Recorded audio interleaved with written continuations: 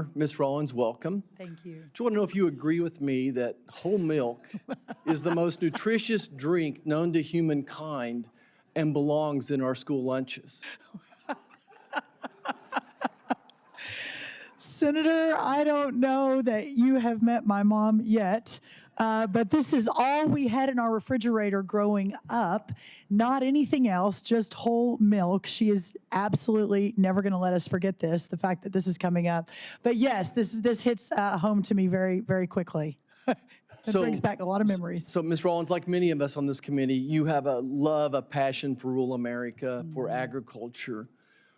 Tell us where that comes from and why this job is important to American agriculture in rural America, just from your heart. Senator, thank you. The fact that I'm sitting here today, that I am in the United States Capitol, that I'm sitting in front of this committee, that I am serving at the appointment of the President of the United States as one of his potential cabinet members, but yet I grew up in a town of 1,200 with a single mom, with two little sisters, went to Texas A&M on an agriculture scholarship because my love, but also we needed the money.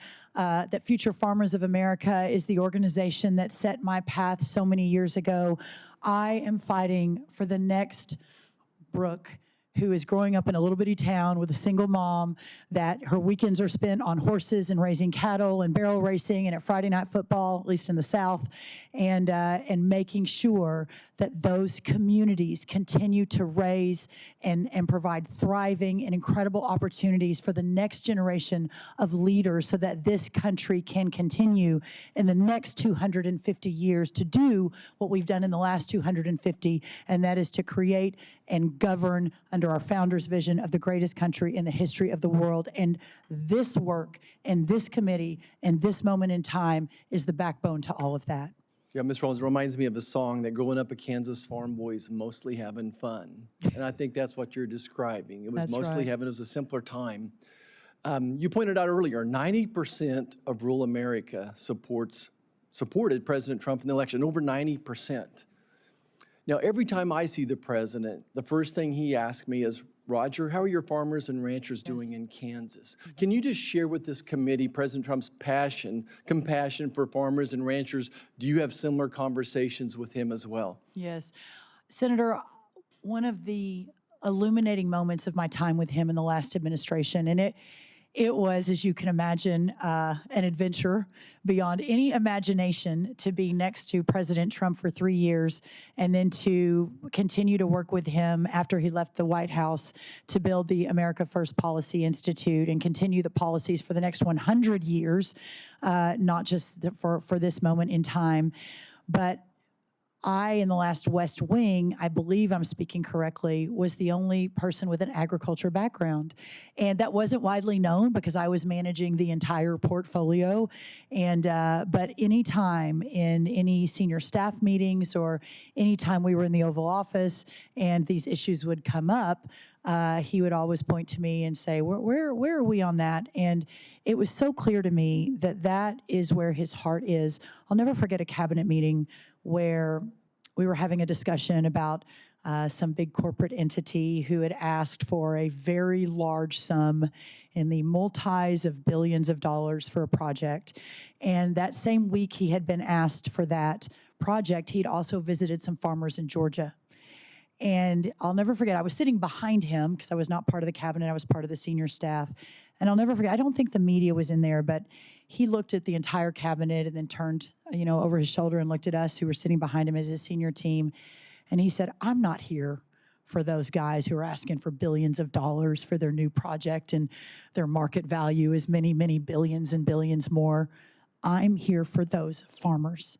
I am here for those men and women that I met in Georgia yesterday who are hurting but never complain, never miss a beat, never stop doing what they're called to do, which is to produce for the families across America and across the world.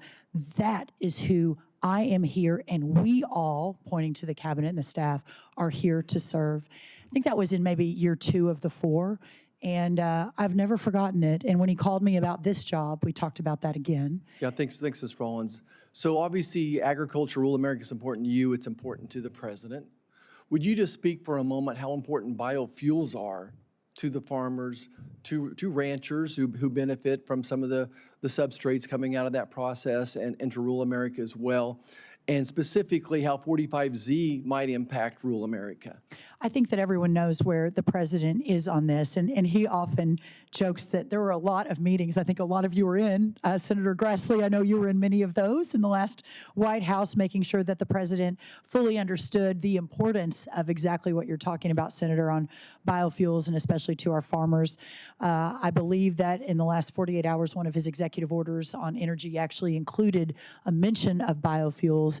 And also, my role, if confirmed, is to defend all of American agriculture. So I believe, Senator, that you and others who hail from these states where this is a driver for your farmers and your ranchers and your economy should feel very confident that you have a friend and a defender in this current administration to make sure this continues. 45Z, obviously, my friend Scott Bessent, if confirmed over at Treasury, will be working on that. That's in his purview, but I will ensure that he has the data and the voices and the opinions around him to make the right decision.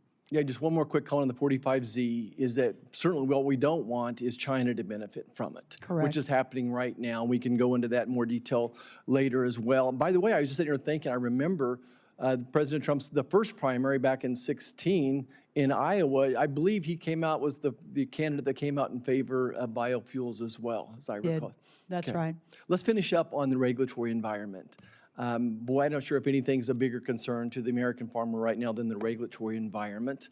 And the two hot button issues have been WOTUS, Waters of the U.S., and the Endangered Species Act. Can you tell us what your involvement was in rolling back that WOTUS regulation with the previous administration? And that, I think, is a good example going forward what will be happening. I will, and I appreciate that so much because I do have extensive experience in many of these regulatory programs that in the last administration we worked to make roll back, but also align better for the needs of our ag communities and ensure that the Waters of the United States rule did not put more farmers out of business. Same with the Endangered Species Act. I know that that's also a big issue in our forestry lane as well. So I really encourage and look forward, and my policy heart is very happy at the opportunity to make those better, to understand the harm and follow the data on it, and really work with all of you to try to solve for that in the next 4 years.